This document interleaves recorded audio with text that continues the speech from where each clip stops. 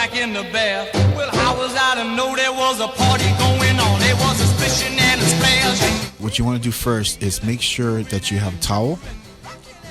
Okay, lay your towel flat on the table.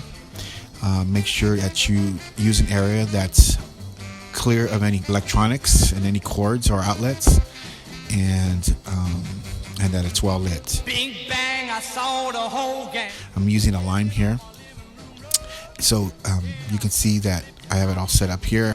You're just going to grab your object, go right above it. You're going to practice a little bit. Okay, see, I'm actually going up because you will miss it a few times. As you will see right now, I'm going to drop it in and it's not going to hit it. See, I hit the edge of it. So make sure that your product or whatever you're dropping, your object, doesn't shatter your glass. So I'm using a lime here, and there, I captured it there. I took the picture with my right hand using my phone, and there's the picture there.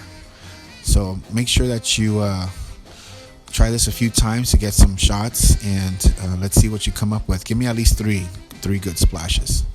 Okay, thank you.